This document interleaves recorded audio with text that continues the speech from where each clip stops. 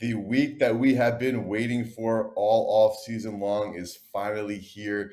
The 2023 NFL season kicks off at Arrowhead Stadium on Thursday, and just makes a ton of sense for Newbie and I to go right in and break down the Thursday night football game. So welcome on into GoldSheet TV. Hope everybody had a fantastic Labor Day weekend.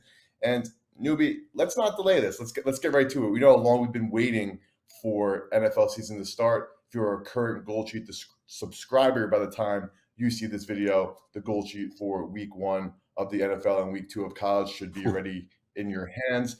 If you're not, head over to goldsheet.com and make sure to hop on. You can get a weekly package for just the 1 week of GoldSheet, but you should save some money and get a season-long subscription. Newbie, Thursday night football, Lions Chiefs. Right now, Kansas City 6.5-point favorites at home. Total 54.5, 55, depending on what shop you look at. Talk to me. Where's your head at in this opening football game of the season? Well, I mean, so much of this game is going to come down to are the Lions who they said that people are all off season long. The thing is if people remember what happened last year, the reason why the Lions are the talk of the town is how they ended the year. It's not ancient history of how they started the year. I mean, they were one of the worst teams in the NFL to start the year last year. Do they have carryover from last season, or do they stumble out of the gate? That remains to be seen. But if you look at the track record of their head coach, Dan Campbell, it figures that they're going to stumble out of the gate. Just because there's hype around them doesn't really change anything. But then you'd look at the Kansas City Chiefs and the fact that they really haven't been a terrific team to cover at home. All of that, I hate leading off being like, I don't really have much as far as the side goes, but I really don't. I think, you could make a case for either side here. I think, if you're able to go out there and find that 7, I think Detroit is a fine bet on opening night. Who knows what can potentially happen? But if you're able to get that 6.5 and under that 7 points, I could easily make the case for the Kansas City Chiefs coming out and, flexing their muscle a little bit against a team that was the talk of the town. I think, there's 2 different ways to be able to break down this game. And honestly, Eric, I see it both ways. So I don't think I'm going to be betting this one outside of some props that I like. I'm wondering what your thought is, or maybe if you have something on the total, because again, it seems a little bit high to me on opening night, seeing a 55 out there at a prominent offshore. But I don't know if I can start the year off being quite a masochist and go under. So I don't have anything I love. I have a lot of stuff that intrigues me in this game, but I do have some props that I will be betting and have bet already. So I'm wondering how you're breaking down this game. Yeah, so this is like a perfect example of betting numbers, not teams in the NFL. If you've been handicapping betting the NFL for, a long period of time, you know these things. If you're newer to handicapping and watching and betting, 7 is one of the biggest key numbers in all football. And by key number, that means that 7 is the second most likely point differential for a game to end in NFL scoring throughout its history. So this is just a simple, like you just said, if you're giving me plus 7 points, you got to take the Detroit Lions in this situation because you're getting 7 points. You're covering that key number of 7. You're not winning on it, but you're pushing on it. And conversely, if you like the Kansas City Chiefs, you should be getting that minus 6.5 right now and not hoping it doesn't get pushed up to 7, because once the number hits 7, you got to look at Detroit. As long as the number is sitting 6.5, you're probably looking at Kansas City because that key number has not been covered by Detroit. But like you mentioned, I'm not interested in the side of this matchup. I'm looking at the total. And I know that it's 54.5. I know that is another key number in football for a total. It's even at 55 at some shops. Like you said, it's higher than that. But Newbie, serious question. Who the hell is stopping anybody on either side of the field in this game? Tell me who is stopping somebody, because I don't see anybody. But the thing is, and again, it's so tough the first few weeks of handicapping the NFL because all you have to draw on is last season. But the NFL is so unique in that every single season is going to be a microcosm of itself. So sure, you can look at what happened last year, and what happened last year with this Detroit Lions team is the fact that when they went away, when it was home sweet home, they were putting up points like crazy. You know what I mean?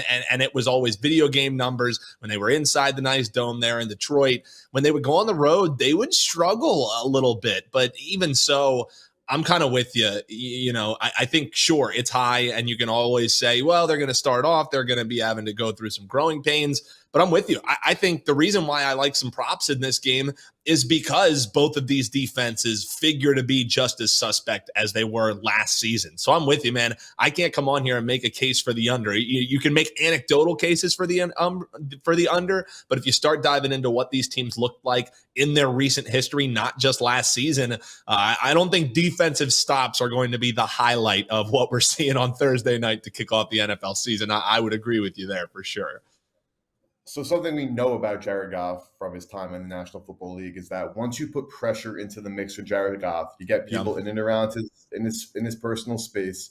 He's one of the worst quarterbacks in football. You give him time, you let the play develop, you have a clean blocking up front, he'll make all the throws you need him to make. Chris Jones, the arguably best defensive tackle in football now, literally just as good as Aaron Donald at this point in his career after what we saw last season, is a major holdout and is anticipated to not play. And I don't think there's any chance that these two sides come to a conclusion to get a deal done. And Chris Jones is fully on the holdout train. He's accumulated over $2 million in fines by simply just not showing up to anything Chiefs related. So that's obviously a good thing for the Detroit Lions that they don't have to deal with one of the best players in all of football coming at them. But something I need to quote from TA Analytics, from Clev TA on Twitter, that I found that is, definitely worth mentioning, is when you look at week one of the season in the last 5 years, Patrick Mahomes, what he has done in week one is borderline unprecedented. He has a 0.54 EPA per play, which is number one in the National Football League. He has and he's averaging 37, and the Chiefs are averaging 37.8 points per game in Patrick Mahomes' week one starts as a starting NFL quarterback. Newbie, I know that that's a lot. That's a 38, it's a small sample size. We're only talking 5 years there, but we're talking about a 38 points per game. Can you see the Chiefs putting up 38 on this Lions defense? Because again, we're talking about a defense that finished and PFF overall 29th last year, and all they did was add Chauncey Gardner-Johnson, but he got hurt. Emmanuel and Cameron Sutton aren't turning this defense all of a sudden into this top cover defense. So, Newbie, can Mahomes go off for 38 points for the Chiefs? And then also, are the Lions going to score some points? Because the one thing that also has me a little bit concerned about the Lions' output is that Jared Goff did not play any preseason football. Now, again, going back to my guy TA here and looking at some of his stats, playing when quarterbacks that do not play or take a single snap in the preseason, only 33% of the time those quarterbacks went over their team totals, and they went under by an average margin of 5.2 points. So there's the pros and the cons there. You have the pros that Mahomes is going against a terrible defense that he should probably be able to amass these amazing stats. You have Goff going against a defense that can't pressure him. So if he's not too rusty, he should be able to do well. And I could see this game being a complete shootout, Newbie. I really am looking at the over at 54.5 in this matchup. Yeah, I think it's a great case to be made, and while we look at those week one numbers for Mahomes, it would, we would be remiss if we didn't mention they played the Arizona Cardinals last season in week one. So I don't think they were as bad as this year's Cardinals, but I'm with you, man. Like, here's the thing is the Kansas City Chiefs are going to get their points in this game.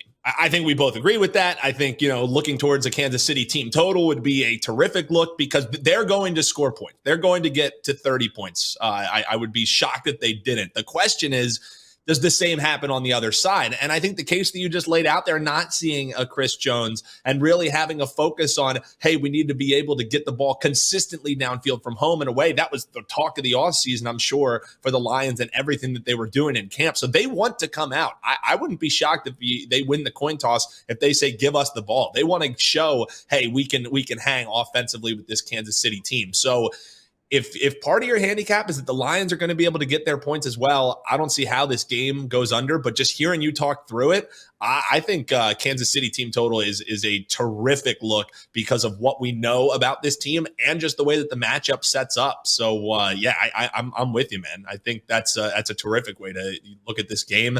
And the more that you talk, the more that even if I got 57.5, I don't think I'm betting under on the opening night here. I'll tell you that much. Yeah, you got Andy Reid and Patrick Mahomes had all offseason to hang out, cook up plays, work all summer. We obviously know what happened last year when everybody hated it. Like, oh, no, Tyreek Hill, is this team going to be, okay? Yeah, they're going to be just fine. Yeah. And on the other end, Ben Johnson is one of the best pure offensive coordinators in football. He's got a loaded offensive line. He's got weapons out the ass. So, like, I can see them moving the football, especially on a Chris Jones-less Chiefs defense, because we are talking about a premier defensive tackle. We're not talking about, like even in the terms of like guys like our team, Jonathan Allen, Deron Payne. Obviously, the Eagles have a ton. Jordan Davis now into that mix with Jalen Carter and whatnot. Like, we're talking about very, very good players, but Chris Jones is the best player, and they simply don't have that 1-2 punch with him. Chris Jones is that defensive anchor.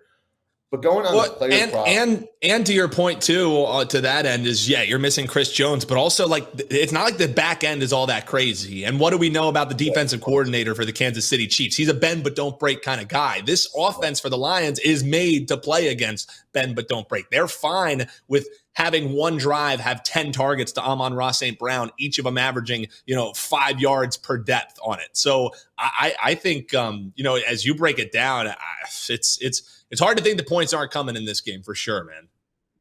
Yeah, and as Steve Spagnuolo, the DC for the Chiefs, he needs to get a negative play. And who normally is that game record that gets that, tackle for a loss or sack or pass batted down the line of scrimmage or pressure? That's Chris Jones, and he will not be on, or probably not be on the football field. I still like the over even if he is on the football field. I just hope that we maybe get a 53.5 to get that key number 54 back in play.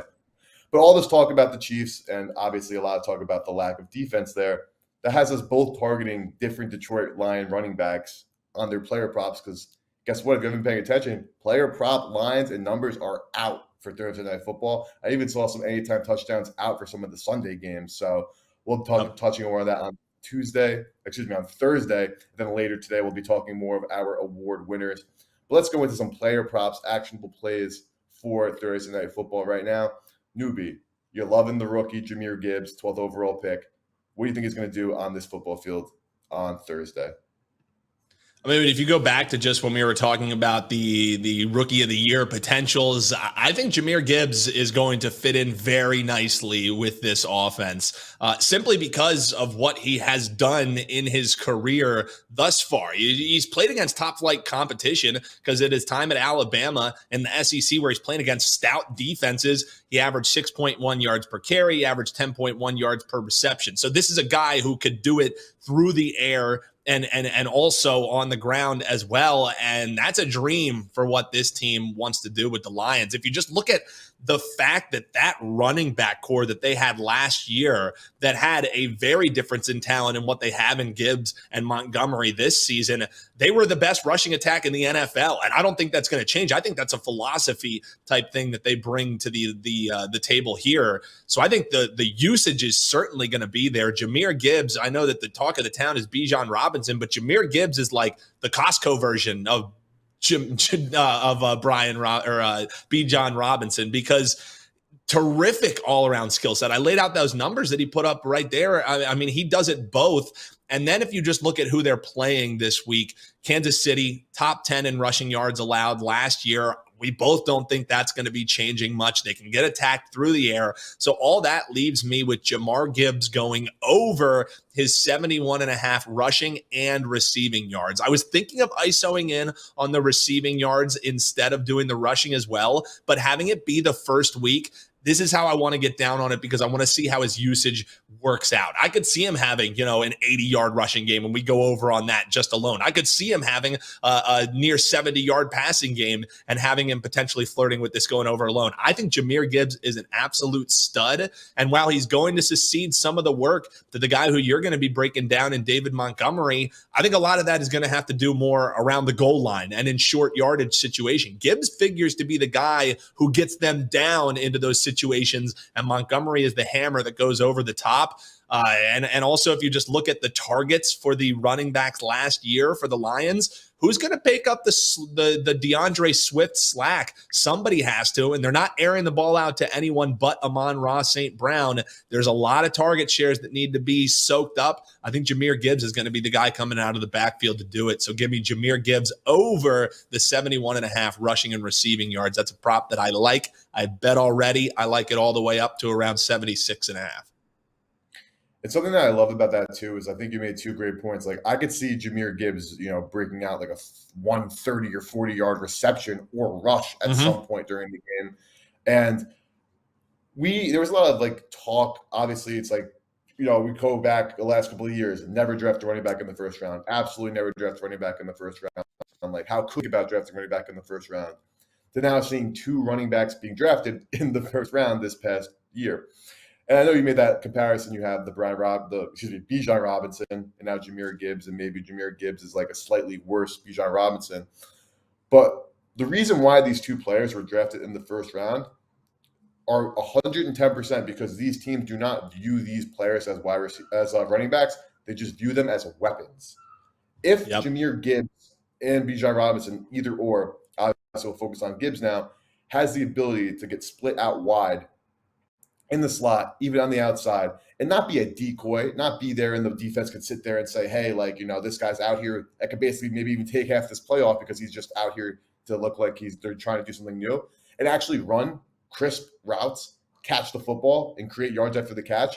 That adds such a big dynamic to an NFL team because it's not personnel based anymore. Like if you know that this player is on the outside and like every time he's on the outside, they always run the football and he's on the outside, yeah, you could probably cheat toward the run. If Jahmyr Gibbs is as athletic and, as refined as it seems as if he might be already, and obviously he's a rookie, can improve on these things, and you have Jahmyr Gibbs out in the slot and he's out there putting defenders on skates, which is a reason probably why they drafted him, then he could easily be in that mold of one of the best weapons in football from the get-go. And Newbie, I love that look for you for week one. Appreciate that, my guy. I want to know what you have because I mean we're going thunder and lightning here in the backfield, so you got to let the folks know what you're looking at in the backfield of the Lions. So I'm going with the simplistic approach. I love where your head's at. 17 rushing touchdowns were lost from the Detroit Lions offense, and that's not even counting DeAndre Swift moving on. So Jamal Williams now in New Orleans, David Montgomery brought in to be the complement piece. Like we just talked about with Gibbs in a perfect world, obviously we'll see how his skill set actually translates, is more of the weapon type, while David Montgomery is more of a traditional running back. So when we do get to the goal line or in the red zone, I anticipate David Montgomery picking up that rushing share that Jamal Williams dominated because as how, I think without the injuries, you would very clearly say that last year DeAndre Swift is a better football player than Jamal Williams, but Jamal Williams cashed in all the touchdowns because that was his type of game, typical bruiser, bigger player, got to the end zone, scored. I think that's exactly what we're going to see with this Lions offense, except just new faces. I think Gibbs is going to be your Swift-type versatile running back that could do it all. Montgomery is a proven, solid running back. And when it comes down to the goal line, you're going to want your bigger body guy, hopefully running through some A, B, C gaps with your Detroit Lions offensive line, which is one of the best in football. Again, going back to the Chiefs, hopefully in the situation we're not seeing Chris Jones on the football field. Even if he is, you still have to be able to run the ball here and there. And I think the most likely candidate to get into the end zone is David Montgomery.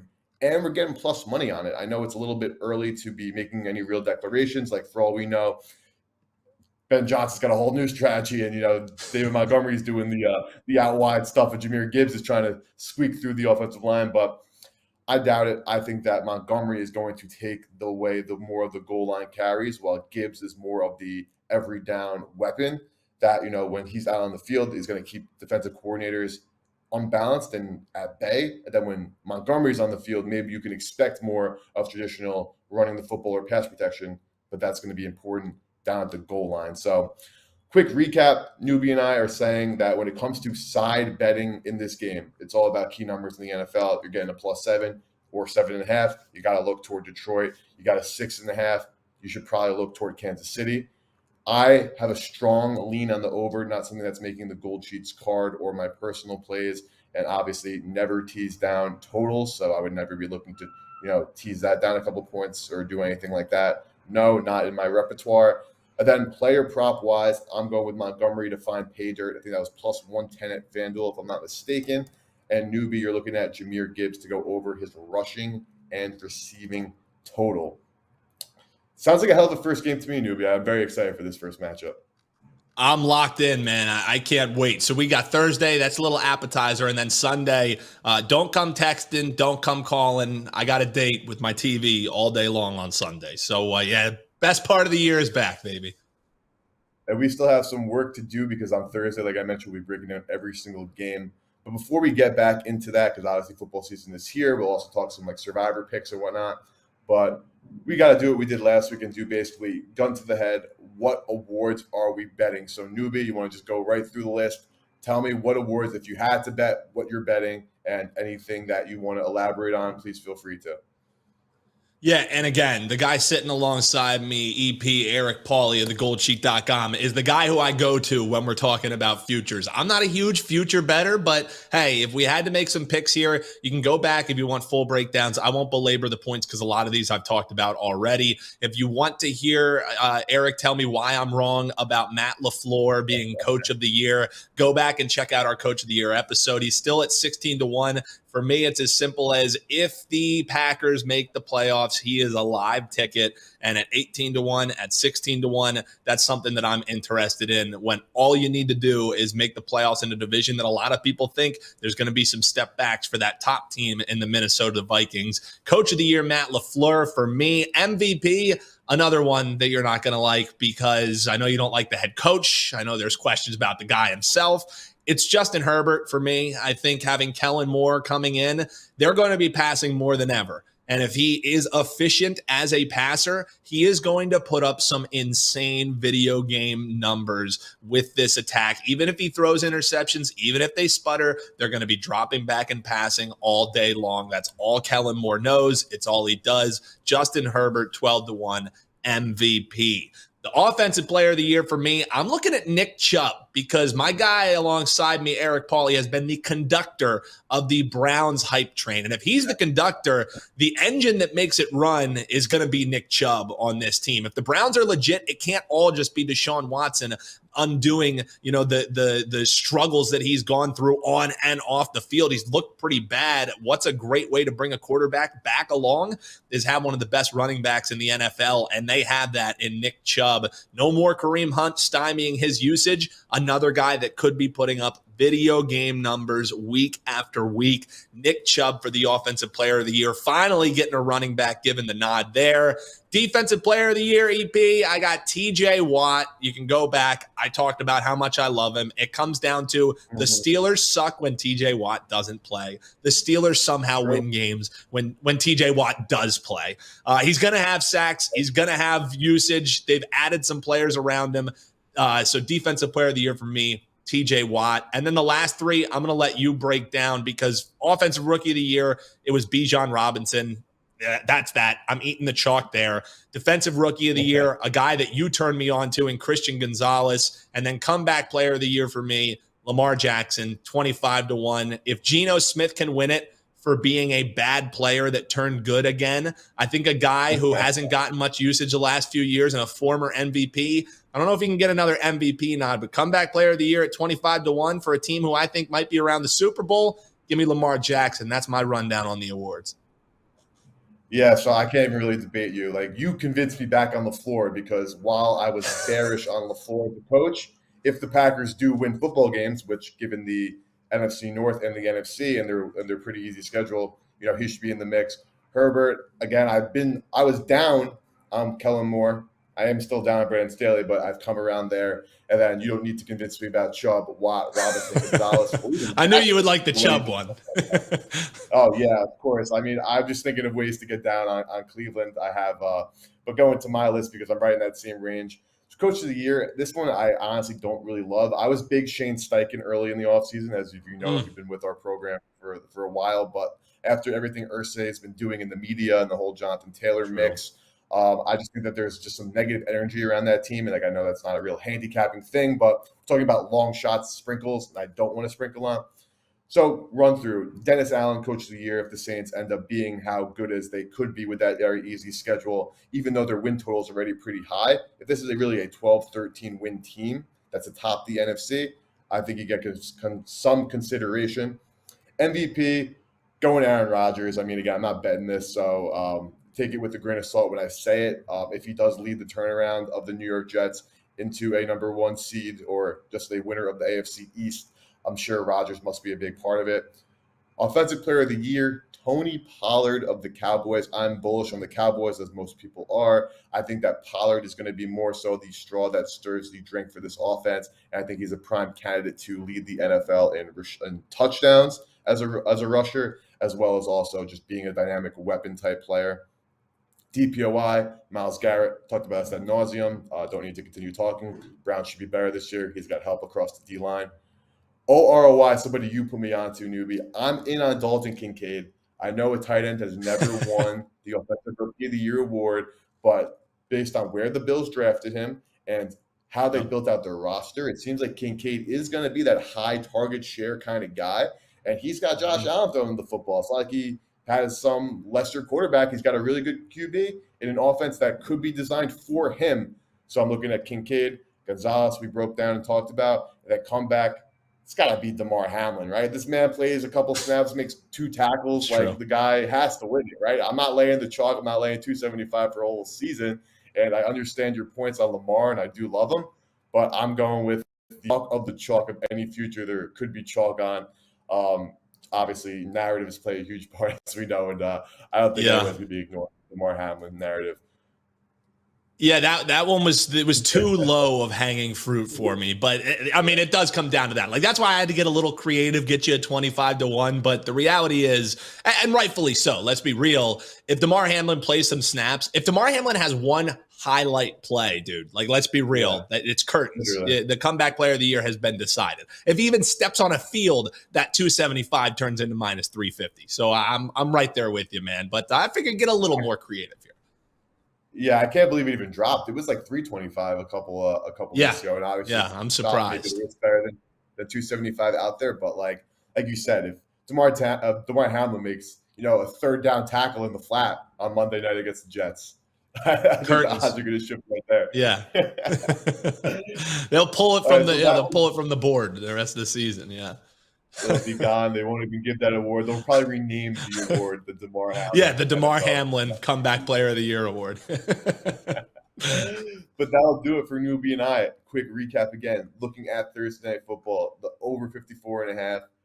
Jahmyr Gibbs over rushing and receiving yards at 71.5 rushing receiving. And David Montgomery anytime touchdown score plus 115 at FanDuel and DraftKings. And then our awards we just went through. The ones that we do have stock in, or the GoldSheet has stock in, is Myles Garrett DPOI, as well as Christian Gonzalez DROI. So focusing on the defense there. And we still have time to get a couple more locked and loaded there. But if you enjoyed the show, again, liking the video and subscribing to the channel is the best way to help us grow. And Newbie and I will be back on Thursday breaking down our favorite plays, information, angles, everything for the Sunday slate. Thank you guys. We'll see you guys next time.